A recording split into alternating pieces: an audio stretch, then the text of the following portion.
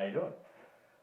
So we're going to be talking about how to apply stencils, or sorry, to create stencils. And one of the things is I want to point out that we're not going to be using this stuff. Okay? It's commonly known as tattoo transfer paper or stencil paper or whatever. The methods that I'm going to show don't use this at all. So you don't even need it. Alright? So stay tuned. We're going to cover the first method, which will be, I guess, a wet method. You'll understand whenever I show it to you.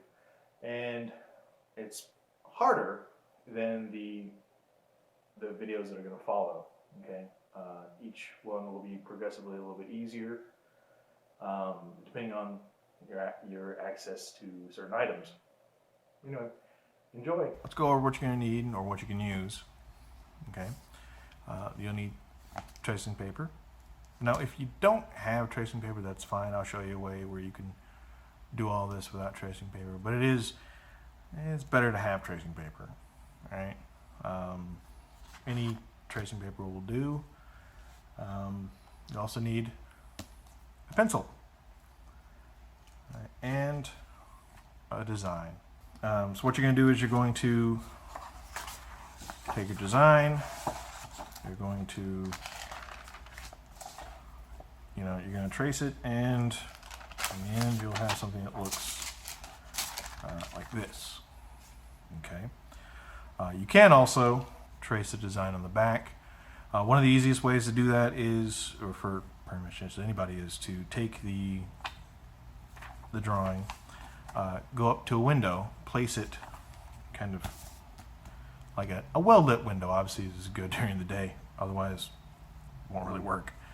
And then it'll highlight, you'll be able to see this through the paper, and then you can just trace the design. All right. Either way, so if you don't have tracing paper, you just simply take the design to an open window. Another thing you'll need is a dip pen. All right. I'll put some links for like where to get some of the dip pens. This one right here I use is this a speedball tip. This is a B6. All right, I use this for painting flash and whatnot, and also for doing paper stencils, and also a pen holder, which is comfortable for you. You can get a kind of a starter kit from like Michael's or Hobby Lobby, and it's like $15, I think. Make sure you get the sketch set. Don't get the calligraphy set, because it won't have the things you're looking for. But different nibs will create different sizes. There are plenty of videos online that can kind of give you some tutorials on how to use a dip pen properly, but for this demonstration I'll just give you kind of a quick, I'm going to say quick lesson, but at least a quick overview of how to use one of these. You'll also need either an ink cap or some other kind of receptacle to hold your ink. I'll cover that in a second. Anyway, but I like using the little caps because it's just enough, and it doesn't really, I like putting them inside so I don't have to worry about spilling. All right.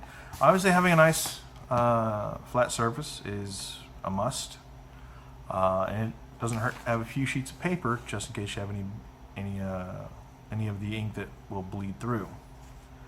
All right. Now for ink, you can use, this is called Hectograph ink, okay, and this stuff here is what this purple stuff is, okay. So this purple is basically a dry form of this stuff here.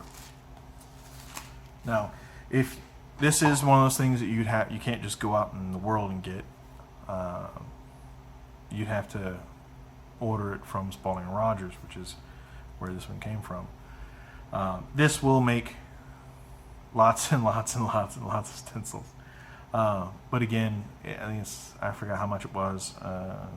But if you're not going for this, that's fine. You can use Genetian Violet. Now, Genetian Violet is essentially, these two are the same thing. The difference being is this one is a more concentrated version of it. All right. You can use the Genetian Violet, and it will produce very usable stencils. This stuff is, like I said, just a kind of a more concentrated version of it. Both are very good at making stencils. This one is a little bit better, but not necessary when you can just go to your local grocery store and to the pharmacy section, and this should be available. Otherwise, you can just order it online. You can kind of see the brand and whatnot. That kind of gives you an idea. This is an antiseptic, and it is used for first aid, so it's cut, scrapes, and things like that. So it is safe to use on skin. Same as this stuff, obviously, because this stuff and the stuff on this are the same, so we already know they're good to go. We'll start out with the, oh yeah, you'll also need some tape. That's very helpful to have.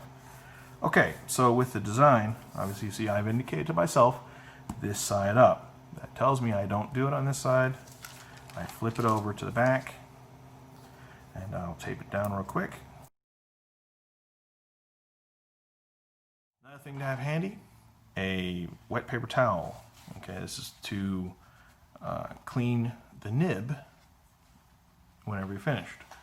All right, I'm going to show you how to do a few lines, and then we'll speed these things along, and I'll show you what it looks like.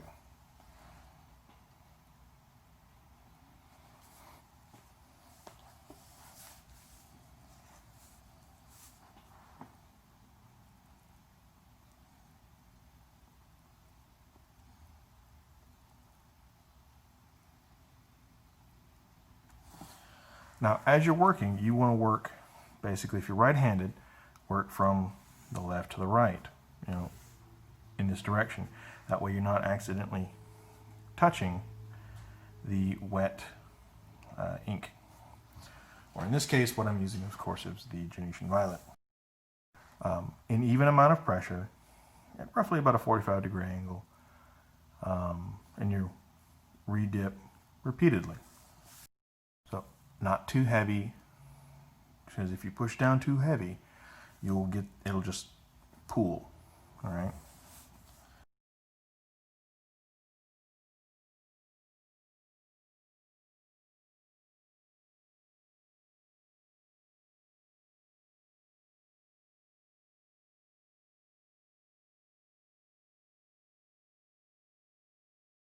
All right, and you basically just allow this to dry, and while that's drying, I'm going to go ahead and do the same thing for the this one.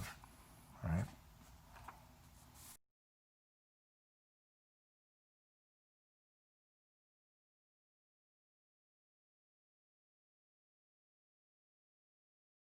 So these two stencils here were made using the Genetian Violet. So here you have it. Two very usable stencils. And I'll show you at the end of the series, after I've made all of these, that each one will work on a person. So yeah, there you have it.